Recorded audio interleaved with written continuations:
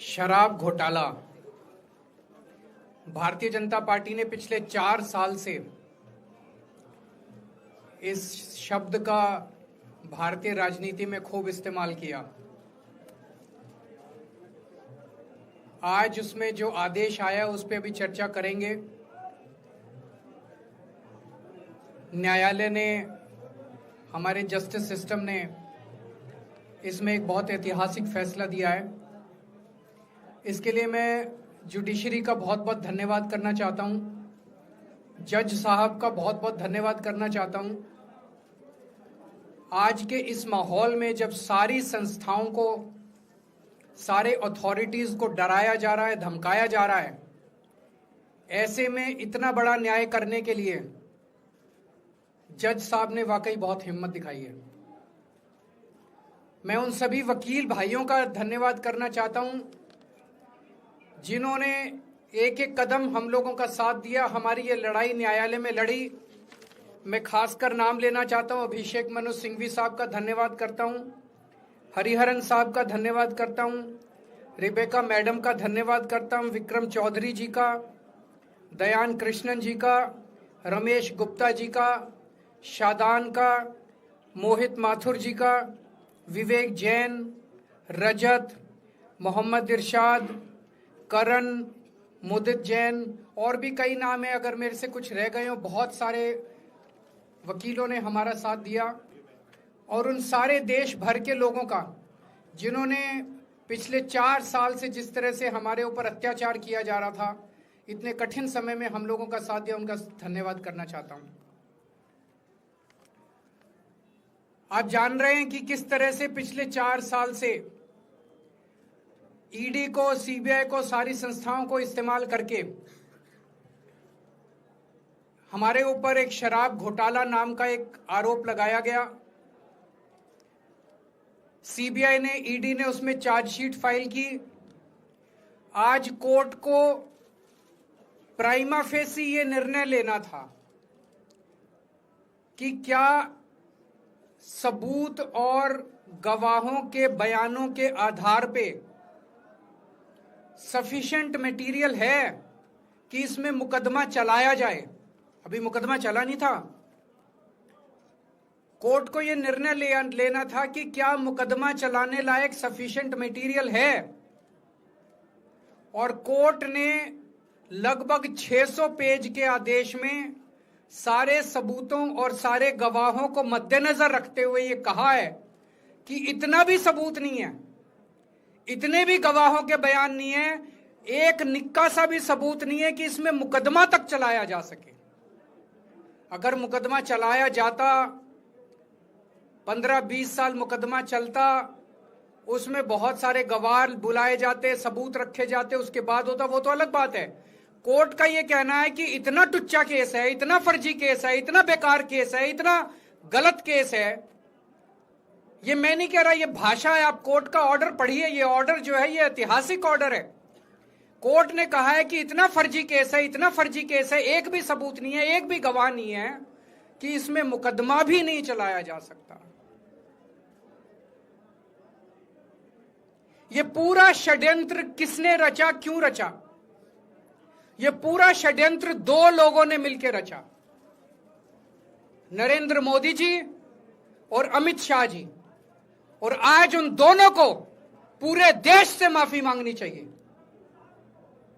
उन दोनों ने मिलकर षड्यंत्र रचा कि आम आदमी पार्टी को खत्म किया जाए, आम आदमी पार्टी को बर्बाद किया जाए, और उस षड्यंत्र के तहत आजाद भारत का सबसे बड़ा और सबसे घिनौना षड्यंत्र रचा उन लोगों ने। वो देख रहे थे कि दिल्ली में वो हमें नहीं हरा सकते। वो देख रहे थे कि दिल्ली की जनता हमारे कामों से बहुत खुश है। वो देख रहे थे दिल्ली में कामों की राजनीति के आधार पे वो कहीं खड़े नहीं होते, तो उन्होंने एक षड्यंत्र रचा। जनता जानती है कि केजरीवाल ईमानदार, उन्होंने कहा केजरीवाल की ईमानदारी पे चोट करो।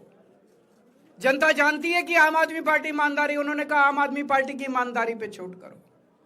उन्होंने आम आदमी पार्टी को खत्म करने के लिए षड्यंत्र रचा और बोले केजरीवाल बेईमान है, केजरीवाल बेईमान है, केजरीवाल बेईमान है, केजरीवाल ने शराब घोटाला किया, केजरीवाल पैसे खा गया, केजरीवाल ने 100 करोड़ रुपए खा लिए।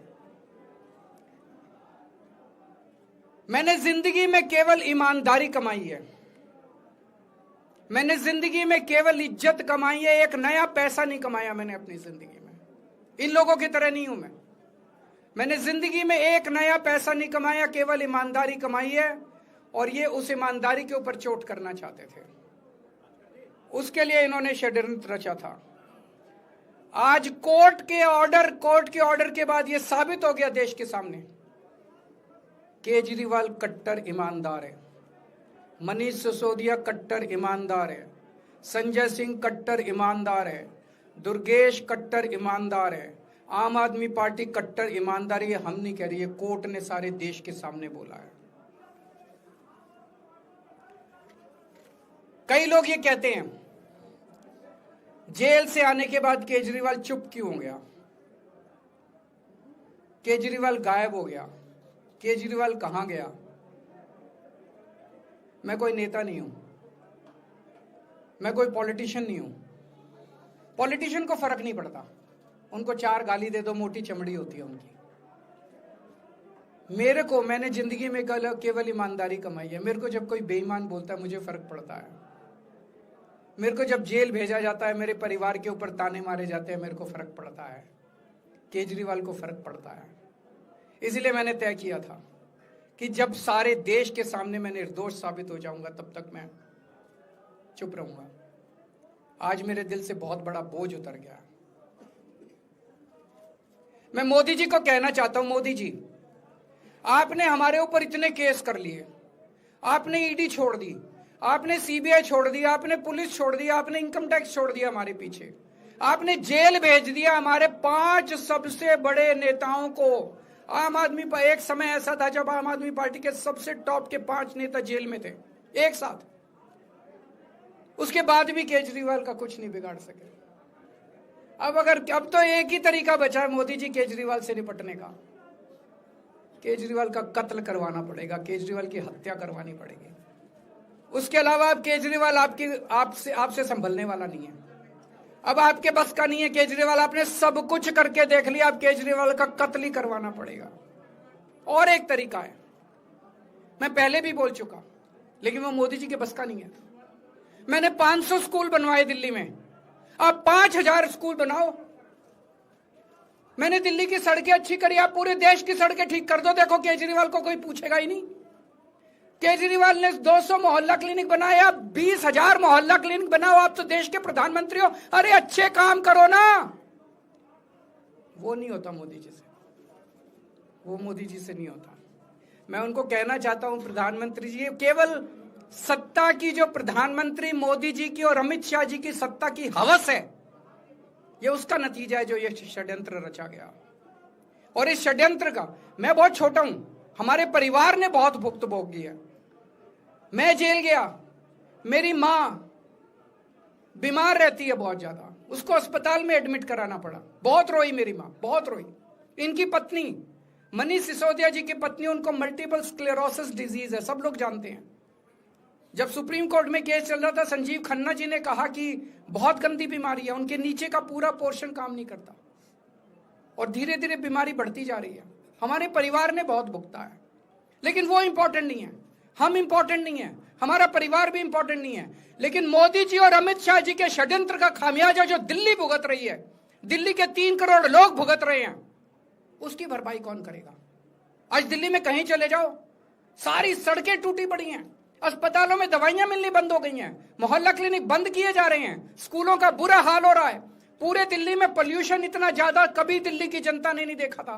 यमुना का बहुत बुरा हाल हो गया है। एक चीज बता जो तो दिल्ली में इन्होंने ठीक करी हो, पूरी दिल्ली का बेड़ा गर्क कर दिया। सबसे बड़ा खामियाजा मोदी जी और अमित शाह जी की सत्ता की हवस, उसका सबसे बड़ा खामियाजा दिल्ली के 3 करोड़ लोगों ने भुगता है। दिल्ली के लोगों से जाके पूछो। आज मैं चैलेंज करता हूं मोदी जी को, मोदी जी हिम्मत है दिल्ली में दोबारा चुनाव करा के दिखा दो, 10 से ज्यादा तुम्हारी सीट आ जाए, मैं राजनीति छोड़ दूंगा। तुम्हारी 10 से ज्यादा सीट आ जाए, मैं राजनीति छोड़ दूंगा। दिल्ली की जनता त्रस्त हो चुकी है तुम लोगों से।